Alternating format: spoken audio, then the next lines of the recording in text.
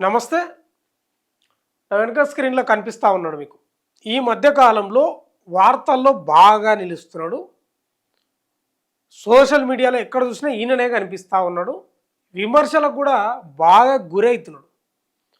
కారణం ఏందంటే గవర్నమెంట్ స్కూళ్ళల్లో పెట్టే భోజనంపై మధ్యాహ్నం భోజనం పెడతారు కదా! ఇంత అన్నమో, గుడ్డో లేకపోతే అదో ఇదో.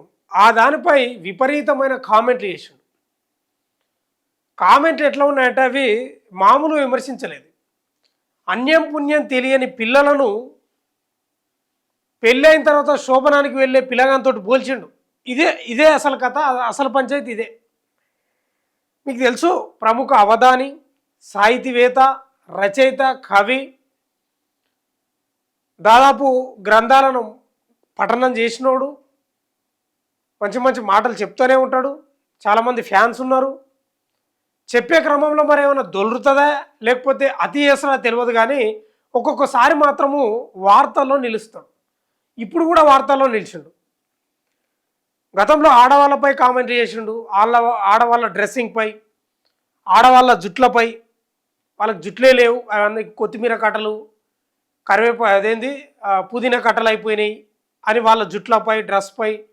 ఆ మధ్య కాలంలో ఏదో ఫంక్షన్ల, ఈ సినీ ఫంక్షన్కి సంబంధించి ఆ చిరంజీవిపై కూడా ఏదో కొన్ని వ్యాఖ్యలు చేసిండు. చిరంజీవి ఏదో ఆ సభలో ఏదో వ్యాఖ్యలు చేస్తే చిరంజీవి ఫ్యాన్స్ కూడా చాలా ఆగ్రహం వ్యక్తం చేసిండ్రు.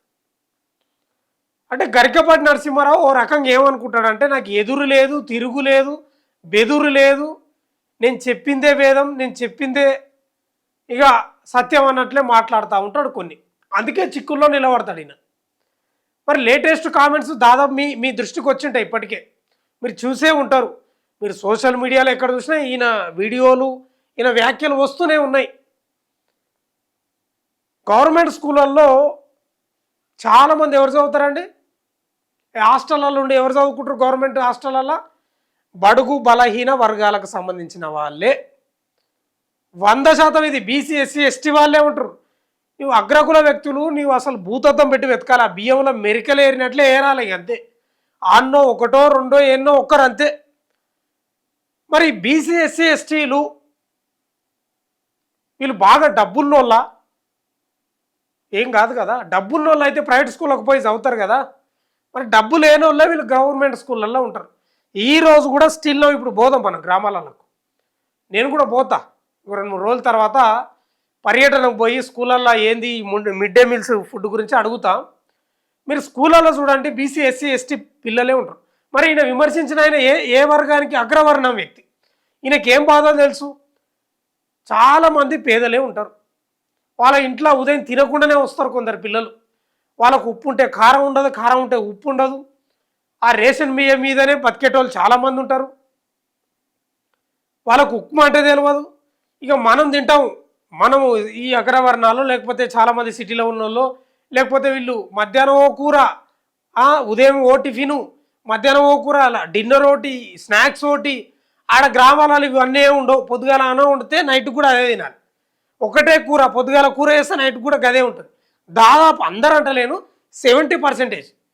అట్లాంటి కుటుంబాలు హాస్టళ్ళల్లో, గవర్నమెంట్ హాస్టల్లో, గవర్నమెంట్ స్కూళ్ళల్లో చదువుతుంటే ప్రభుత్వం ఇంత గుడ్డో, లేకపోతే ఇంత అన్నమో, చారో, పప్పుచారో, లేకపోతే ఇంత టిఫిన్సో ఏవో పెడితే దానిపై వ్యాఖ్యానాలు చేసిండు. ఎందుకు పెట్టాలి? పిల్లలకి ఎందుకు పెట్టాలి? తిననీకి వస్తున్నారా, చదువుకోనికి వస్తున్నారా? గుడ్లు పెడుతున్నారు, అన్నం పెడుతున్నారు, గుడ్డు పెడుతున్నారు, పుస్తకాలు ఇస్తున్నారు, అవి ఇస్తున్నారు, ఇవి ఇస్తున్నారు అని మాట్లాడాడు. అయితే ఆయన మాట్లాడిన దాంట్లో ఒకటి సత్యం అనిపించింది నిజంగానే. ఈ సారోలు కూడా ఏమైపోయిందంటే ఈ ఈ లెక్కల మీదనే పడ్డారు. వాళ్ళు కూడా గుడ్లు ఎన్ని వచ్చినాయి, బియ్యం ఎన్ని వచ్చినాయి, కూరగాయలు ఏంది, ఈ కథ ఏంది, ఆ కథ ఏందని వాళ్ళు కూడా ఎంక్వైరీ చేసుకున్న పరిస్థితి ఉంది. వాళ్ళు కూడా లిస్టు రాసుకున్నారు. అదొకటి నిజమే. కానీ ఫుడ్డే వద్దనడం, డ్రెస్సులు వద్దు, పుస్తకాలు వద్దు, గుడ్లు పెట్టొద్దు, ఇంత చికెన్ పెట్టొద్దు, ఇంత ఫుడ్ పెట్టొద్దు. ఎందుకు? నీ ఇంట్లో నుంచి ఇస్తున్నారా? నీ ఇంట్లో నుంచి ఇస్తున్నారా, లేకపోతే మీ అగ్రవర్ణ వ్యక్తులు ఇస్తున్న పన్నుల నుంచి వస్తున్నాయా అంటున్నా. కాయ కష్టం చేసి కార్మికుల కష్టం, బడుగు బలహీన వర్గాలకు సంబంధించి బీసీ, ఎస్సీ, ఎస్టీల ప్రజల పన్నులే కదా మీరు పేద ప్రజల పిల్లలకు పెడుతున్నది. మీకెందుకు నొప్పి నాకు అర్థం కాదు. ఇలా గవర్నమెంట్ హాస్టల్లో చదువుకొని గవర్నమెంట్ హాస్టల్లో ఫుడ్ తిని ఇలా గొప్పగా ముఖ్యమంత్రులు అయినరు, మంత్రులు అయినరు, గొప్ప గొప్ప గొప్ప ఆఫీసర్లు అయినరు. మరి దాన్ని ఏమంటావు? అది కాదా? అది అభివృద్ధి కాదా? అంటే అప్పుడు లేని బాధ ఇప్పుడు ఎందుకు వచ్చింది? నీకేం తెలుసు పేదరికం బాధ? నీవు అనుభవించినవా? నువ్వు పడ్డవా? నువ్వు ఒక టీచరు లేకపోతే లెక్చరర్గా పనిచేసినావు, తర్వాత ఒక కాలేజీ నడిపినావు. మీ పేదరికం ఏం కాదు, మీ కుటుంబం మీదంతా అగ్రవర్ణ వ్యక్తి కుటుంబం. అసలు నువ్వు ఆ వ్యాఖ్యలు అన్న దేనికి సంకేతం? చదువు 100% చెప్పాలి, కానీ పేద పిల్లలు చదువుకోకుండా వస్తే వానికి ఎట్లా ఎక్కుతుంది నెత్తికి? కొందరు వండుకుంటారు, వండుకోలేరు. చాలామంది పొద్దుగాలే లేచి పనికి పోతుంటారు. వీలవుతుంది కాదు, వాళ్ళ ఇంట్లో ఉంటాయి ఉండవు, అందరికి పొలాలు లేవు కదా, అందరికి బియ్యం ఉండవు కదా, రేషన్ బియ్యం ఇస్తున్నాయి కాబట్టి అవి ఏదో నడుస్తున్నాయి కొందరికి. అయితే ఈయన ఈ వ్యాఖ్యలు చేయడం వల్ల తీవ్రంగా విమర్శిస్తున్నారు చాలామంది. అసలు ఈయనకి ఏం హక్కు ఉంది వాళ్ళ గురించి మాట్లాడనీకి? నిజంగానే ఎందుకుంది నీకు హక్కు? నువ్వు చాలా మటుకు విమర్శల్లో నిలుస్తున్నావు ఈ మధ్యకాలంలో.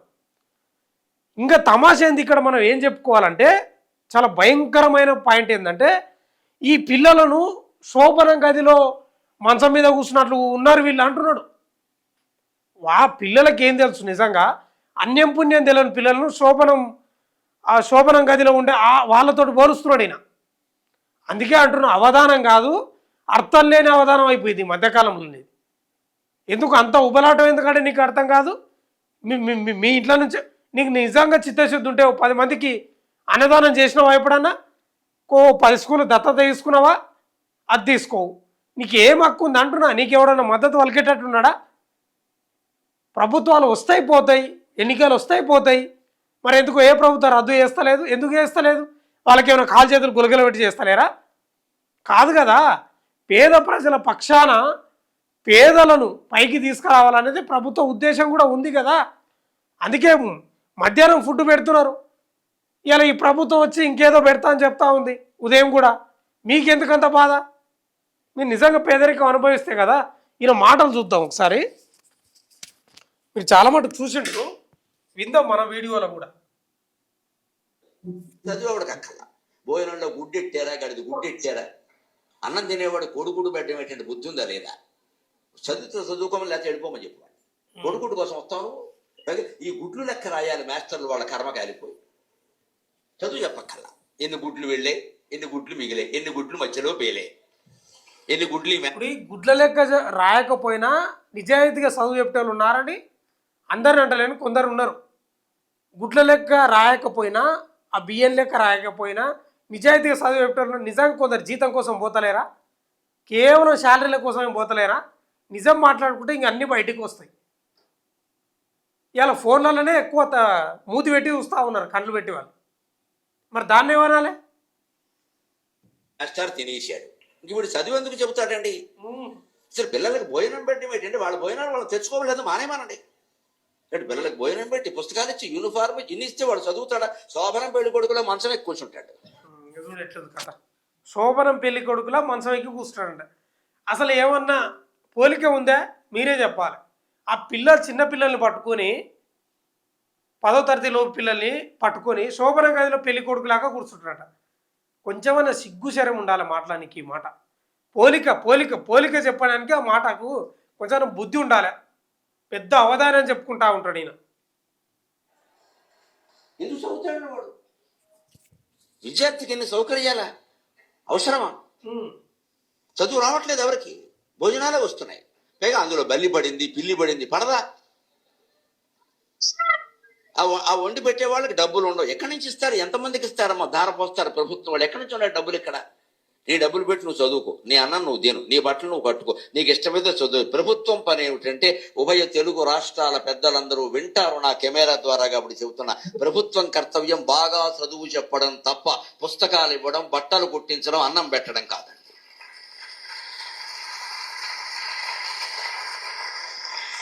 మేము ఖచ్చితంగా చదువు చెప్పిస్తాం, నీ జీవితానికి బాధ్యత వహిస్తాం, నీకు నమ్మకం ఉంటే రా, లేకపోతే వెళ్ళిపో. ఈ మాట అనే దమ్ము లేదు ఎవరికి. ఎందుకంటే అందరికీ మళ్ళీ ఎన్నికలు రావాలి, మళ్ళీ మనం రావాలి, మళ్ళీ మనం రావాలనే దరిద్రం. నీ దరిద్రం ఎక్కువైంది, నీ దరిద్రమే ఎక్కువ ఉంది. లేకపోతే మానేయండి, తెచ్చుకోకపోతే, అన్నం తెచ్చుకోకపోతే, బట్టలు వేసుకోకపోతే, పుస్తకాలు తెచ్చో మానేయండి. మానేసి ఇటుక బట్టీలల్లా లారీల మీద లేకపోతే కార్మికులుగా మిగిలిపోవాలి. మీరేమో మంచిగా కుర్చీ కదలకుండా, మీ శరీరం కదలకుండా ఇంక మీరు ఏదో చెప్తారు, మీరు బాగానే సంపాదించుకుంటారు, మీ పిల్లలు మంచిగానే అవుతారు, మీ వారసత్వాన్ని కొనసాగిస్తారు. పేద పిల్లలు మాత్రం వాళ్ళకి ఫుడ్ పెట్టద్దు. ఎందుకు పెట్టొద్దు? ఎవరి సొమ్ము అది? ఈ రాజకీయ నాయకులు, ముఖ్యమంత్రులు, మంత్రులు వాళ్ళ సొమ్ములు గిట్లా, వాళ్ళ భూములు, వాళ్ళ ఫ్లాట్లు, వాళ్ళ రియల్ ఎస్టేట్లు వ్యాపారం చేసి ఏమైనా ఇస్తున్నారా? ప్రజల సొంప ప్రజలకు ఇస్తే ఏం తప్పే ఉంది? ఇలా మాస్టర్లు గుడ్ల లెక్క రాస్తున్నందుకే చదువు చెప్తలేడని అంటున్నాడు. నిజంగా అది ఎవడన్నా నమ్మేటట్టు ఉన్నదండి? ఇలా ఆ లెక్క రాకపోయినా చదువు చెప్తలేరు కొందరు. ఇలా ఇంత అవమానకరంగా మాట్లాడిన పరిస్థితి ఏమనాలి ఈ మనిషిని? ఇప్పుడేగా చాలాసార్లు మాట్లాడుతూ ఉంటాడు ఇట్లా. అవగాహన రాహిత్యమా లేకపోతే మునిమతి తప్పిందా ఏందో, ఏజ్ కూడా ఎక్కువ అయిపోయినట్టుంది ఈయనకు. ఇట్లా మాట్లాడుతూ ఉన్నాడు. అంటే ఈయన దృష్టి ఏంటంటే ఫుడ్ పెట్టకపోతే, బట్టలు వేయకపోతే, పుస్తకాలు వేయకపోతే, లంచ్ మధ్యాహ్నం భోజనం పెట్టకపోతే మానేస్తే మానేయకు. ఇటుక పార్టీలనో లేకపోతే ఏదో ఒక్కొక్క హోటల్లో పనో లేకపోతే లారీల వీధనో లేకపోతే ఇంకేమో పనులు చేసుకొని వాళ్ళ బతుకులు అట్లే ఉండాలి. మీరు మాత్రం మీ శరీరం కదలకుండా అవధానాలు చేసుకుంటా డబ్బులు మాత్రం వెనకేసుకోవచ్చు, బిల్డింగ్లు కట్టుకోవచ్చు, కార్లలో తిరగవచ్చు. ఏం మాట్లాడుతున్నారు? ఏం కథ? ఇలా గొప్ప గొప్ప లీడర్లు అయిన రాష్ట్రాలలో చదువుకొని ప్రభుత్వం పెట్టినటువంటి ఫుడ్ తిని మీకు తెలియదు ప్రభుత్వం ఫుడ్ విలువ, ఆ వాల్యూ తెలియదు కాబట్టి మీరు ఇట్లా మాట్లాడతారు. మీరు ఇప్పటికైనా క్షమాపణ చెప్పాలి. ఈయన క్షమాపణ కాదు, 2 తెలుగు రాష్ట్రాల్లో గవర్నమెంట్ స్కూళ్ళను దత్తత తీసుకోవాలి. ఈడొక 10 స్కూళ్ళని తీసుకోవాలి, ఆంధ్రప్రదేశ్లో 10 స్కూళ్ళని తీసుకోవాలి. అప్పుడే ఈయనకు సరైన సమాధానం దొరుకుతుంది. క్షమించడం ఏముంది, సారీ అని చెప్తే అయిపోతుంది. అయితే ఇన్ని రోజులకు కూడా ఆయన లేకపోతే సారీ అనో లేకపోతే ఏది కోరతలేడు. కాబట్టి నీ సారీ అవసరం లేదు. తెలంగాణలో 10 స్కూళ్ళు, ఆంధ్రప్రదేశ్లో గవర్నమెంట్ స్కూళ్ళను దత్తత తీసుకొని నీకు ఫుడ్ పెట్టాలి, గవర్నమెంట్ ఏదైతే వేస్తుందో అవన్నీ పెట్టాలి నువ్వు. అప్పుడు కానీ నీకు తెలుస్తుంది పేదరికం బాధ. నీకు పేదరికంలో పుడితే కదా నీకు తెలిసేది, అవమానాలు తింటే కదా తెలిసేది నీకు.